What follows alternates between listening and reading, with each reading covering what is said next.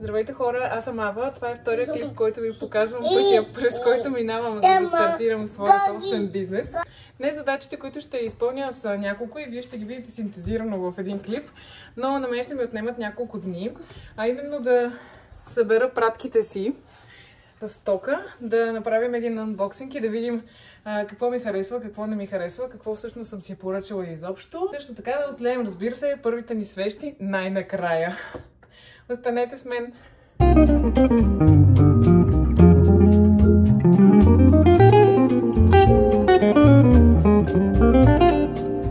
Сега отиваме до Екон, за да си взема пратката с опаковъчните материали. По път искам да кажа няколко думи относно няколко неща, които взеха и този път да ме застигат. А те са много важни за начинаещите, а именно негативните мисли и негативните хора. Относно мислите, напълно нормално и естествено е да се чувствате несигурни в това, което правите, особено ако го правите за пръв път. Аз, правейки го за шести, отново се чувствам несигурна. Просто няма по-хубаво нещо от това, особено когато се занимавате с ръчна изработка. Няма по-хубаво нещо от това да се отпуснете и да се насладите на процеса. Само секунда да видим детето. Магията на ръчната изработка е да си сам с ръцете си, с усещането за спокойствие, мир, удовлетвореност от това, че създаваш нещо от нищо. Някакви мисли от това дали съм достатъчно добър, дали мога да се конкурирам с еди кой си и така нататък, изобщо не са допустими в този процес. Напълно нормално и естествено е да ги чувствате тези неща, но като всяка друга емоция, приемете и по най-бързия начин я пуснете да си тръгне. А относно хората, които ви казват то е много трудно, ти защо се захващаш, ти нямаш опит, има много силна конкуренция. Да, така е, но тези хора едва ли наистина знаят колко трудно е наистина, защото ако наистина са знаели колко трудно е да започнеш едно нещо, никога няма да пускат коментари към един новобранец творец по този начин, с цел да ги демотивират. А относно това каква конкуренция имате, това изобщо не трябва да ви притеснява. Много ясно, че няма как да се конкурирате с жена или мъж, или творец, така да го наречем, който е в сферата от 5 години. И точно това не трябва да те демотивира, а всъщност да те мотивира, защото е толкова готино да набараш цаката на нещо, както се казва, и да започнеш да го правиш по-добре и да виждаш как ти ставаш по-добър в това нещо с времето, а то просто е неизбежно. Относно това колко е пренаситен пазара и това колко по-добри хора от вас ще забележите в съответната ниша. Например, аз сега, като тръгнах да търся всякакви продукти и материали, които ще ми трябват за изработката на свещи, забелязах хора, които правят буквално чудеса, нали, със свещите. Хора, които имат много по-добре изграден бранд, структуриран, издържан във времето, бизнеси на по 5-6 години и страшно много последователи, голяма аудитория. Това не трябва също да ви притеснява, тъй като си има клиенти за всичко. Има хора, които чакат да се припознаят точно във вашия стил, точно в вашия маниер и усещане за нещата. Това с клиентите и пазарната ниша да не ви притеснява, защото вие, стартирайки един малък бизнес, трябва да сте напълно наясно, че идеята ви не е да залеете цялата пазарна ниша и да убиете конкуренцията. Не, всъщност там някъде ви чакат вашите хора, готови да се свържат с бранда и историята ви. Просто трябва да се намерите. Било то през социалните мрежи, от уста на уста и така нататък. Отпуснете се и се насладете на момента, както се казва. Ръчната изработка е едно много хубаво антистрес преживяване. Не се напрягайте излишно.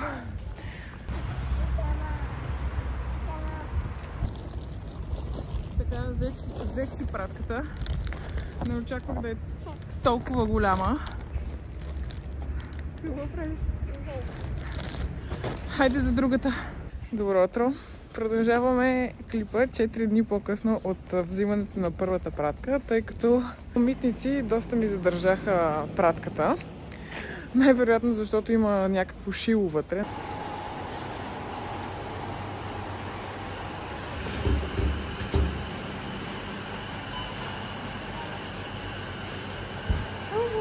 най-накрая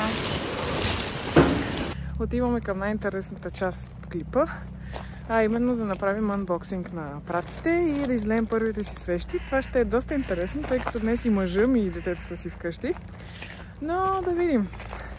Така, започваме с анбоксинга. Първо ще започнем с пратката с кутиите и опаковъчните материали. Поръчах си ето такива кутии, които ще са за големите свещи.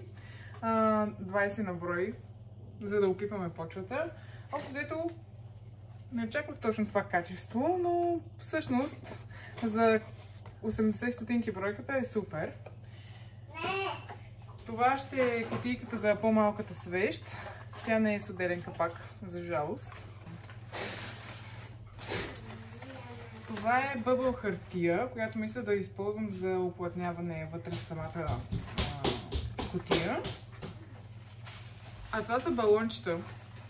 Като си нямам представа явно какво означава 5 квадратни метра балончета. Малко съм прекалила, но ще имаме за напред. И два цвята тишу хартия. Това трябва да се води и слонова кост, въпреки че малко ми жълтее. Това е светло-синьо. Кутиите всъщност пристигат в ето този вариант. И хубавото е, че не трябва да се използва лепило, за да се направят. Общо взето поръчах тези неща до тук от Кашон.bg. Мисля, че имат добър избор и добър асортимент и също така нещата са на добри цени. Минус е само, че повечето от продукти гледах и си набелязах всъщност ги нямаше в наличност, което беше кофти, защото повече от 5-6 продукта всъщност бяха на изчакване. Сега продължаваме с софийската част, отварянето на пратката, в която има восък, молдове, камънта за разтапяне.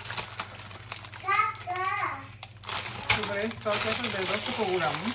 Наистина очаквах да е доста по-голямо.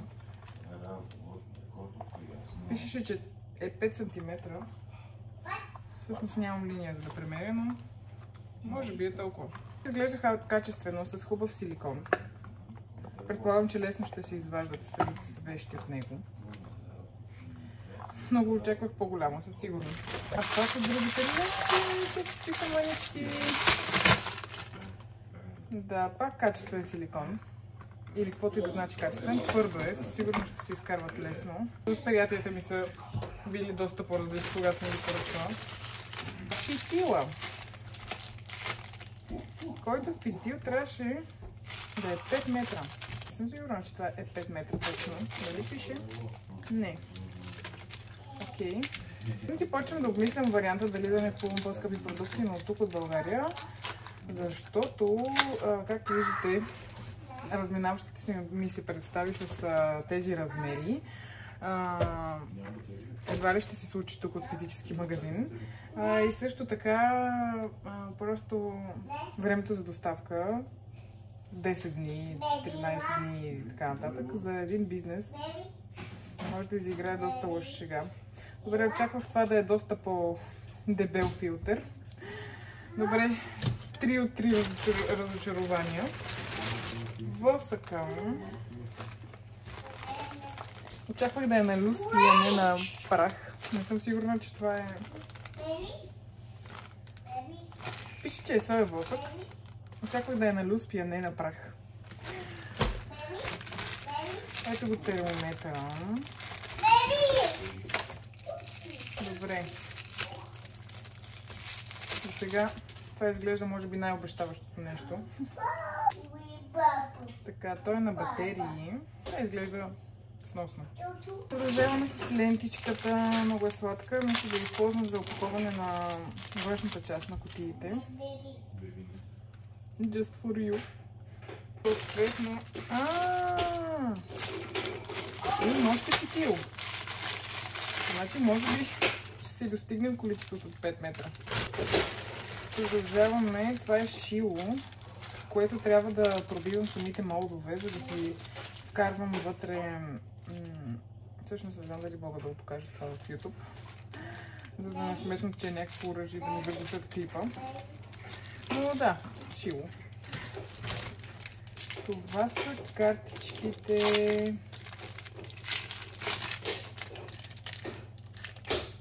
Thank you. Добре, това няма проблем.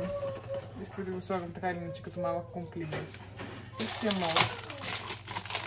Тия китайци май си нямат идея относно размерите, или аз си нямам. Окей, това трябваше да е към 8 см, със сигурност не е. От това доста трудно ще се изкара свещ. И големия му размер също много трудно. Ще опитаме обаче. Изглежда лошо. Така, това са такива фитили за държачи за фитили.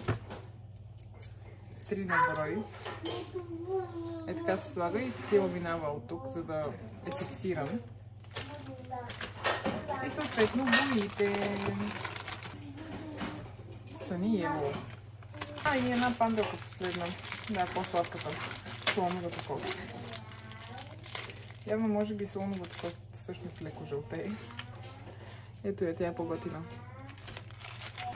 И каната за разтапянето на свещи, която изобщо не трябваше да изглежда по този начин. Трябваше да има разграфени милилитри и да е за 1 литър. Не съм сигурна, че това е 1 литър. Окей. Това е малък проблем, ще се го оправим. Не съм много доволна, но като за 10 лева е супер.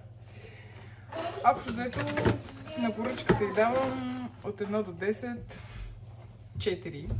И като добавим и времето за чакане, наистина почвам да се замислям дали просто да не почвам да си пазарувам на по-високи цени, но тук от България. Просто това, че можеш да видиш физически продукта и да го избереш, си е наистина голям плюс, както виждаме. Започваме същинската част по правенето на свещи.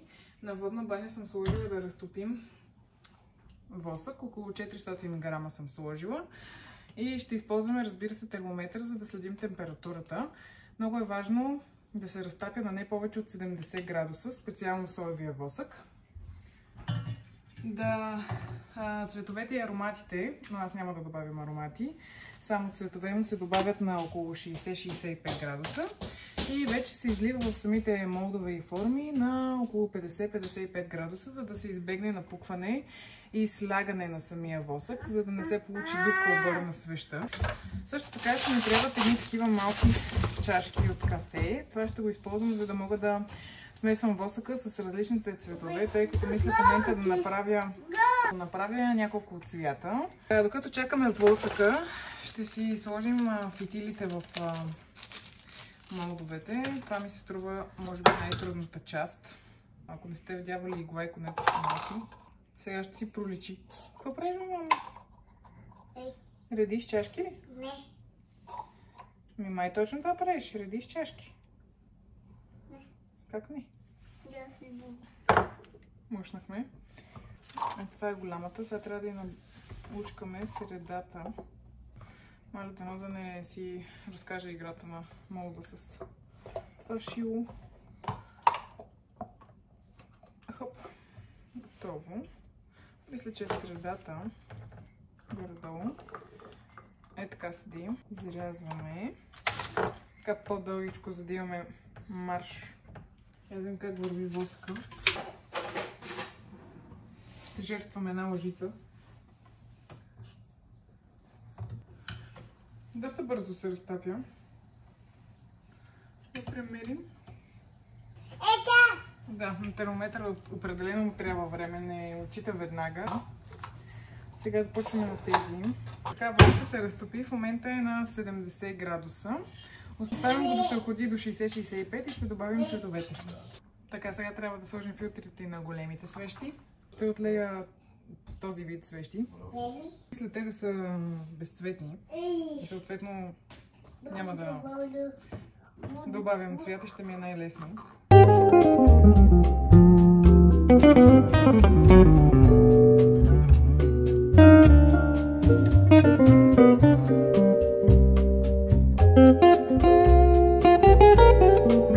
Ще избера цветове и ще ги сложа към чашките, за да може втората доза восък, която разтопявам, да мога да отцветя и да излея в тези бъбъл формичките. Интересни цветове.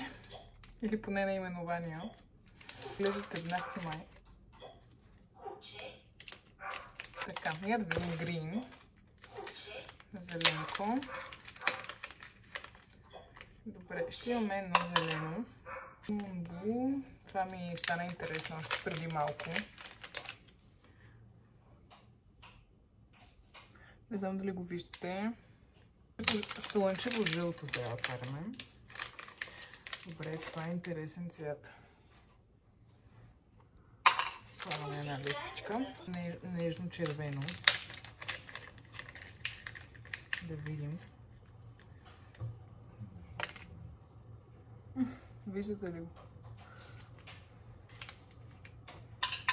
Айде едно в червено. Виолетово. По-скоро.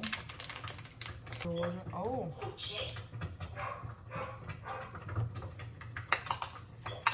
Така, сложих по сравнително малко, защото не съм сигурна точно какво да очаквам. А пък и няма да слагам много восък, така че мисля, че ще е достатъчно малкото количество, което ще използвам да го оцветя добре. А пък и все пак аз ще се опитвам да гоня някакви светли цветове, така че мисля, че е достатъчно.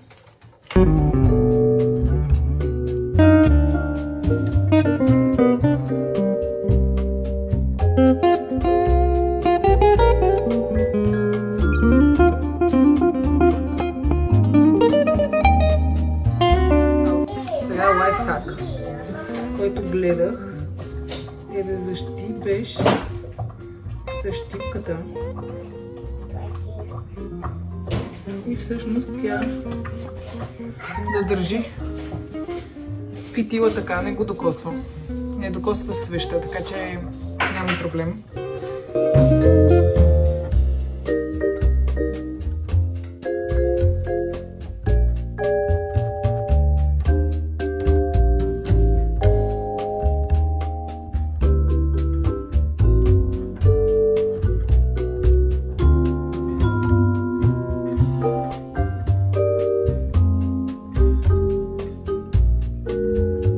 Това е за сега. След няколко часа ще се видим отново, когато ще извадим вече изтиналите свещи. Общо взето, снощи извадих свещите, обаче изобщо не бях доволна от резултата и веднага се залових да ги претопя и да ги направя наново. Проблемите, които се бяха получили, бяха два основно и единият от тях е, аз съм си виновна изцяло заради това, беше, че като измих молда, не бях изчакала явно достатъчно време за да изсъхне на изцяло и имаше малки капчици, които бяха направили дупка върху самата свещ. Дупки много. И всичките свещи бяха на дупки. Другия проблем, който беше, е, че всъщност термометъра или аз още не съм научила как да работя с него правилно, или той ме излъгал в температурата и всъщност съм отливала свещите на много повече от 50 градуса. 50-55, много повече от тази температура. И се вдлъбваха, пропадаха надолу и ставаха ето такива дупки. Виждате ли? И трето, не знам, обаче още не съм идентифицирала проблема, е защо се получават тези като линийки малки бели върху самата свещ. Поръчах си друг восък от Австрия, малко по-високо качество. Надявам се с него да ми се получат нещата безпроблемно. А и след като хванах цаката и изчистих проблемите, които имах. След като претопих свещите, 90% от проблемите ги елиминирах. Общо взето сета изглежда по този начин. Изглеждат доста симпатично и на цвят мисля, че докарах това, което желая. Знаех, че ще ми трябва още един инструмент за изработката на свещи, минимум, но този е основополагащ. И това се нарича ренде за свещи или ренде за сапуни, за да може, когато извадиш свеща от молда и остане ето такава част, да подравняваш свеща и да я рендосваш един вид. Да ми го изработя и ръчно един дърводелец. Надявам се да около 10 на дни да е готово. А и другите форми да ви покажа. Тези мисля, че се получиха сполучливо. Приятно изглеждат. Мисля да ги направя в кафяво и в червено тях специално. Но това беше първата ми проба, само за да усетя материята, тъй като това е изцяло ново начинание за мен. Функцията им беше чисто опознавателна и изобщо да се сблъскам с тази материя за пръв път. Мисля, че следващите вече ще ги направя доста по-уверено. Благодаря ви, че бяхте с мен и станахте част от първата ми стъпка в правенето на свещи. Благодаря ви, че изгледахте видеото и до скоро!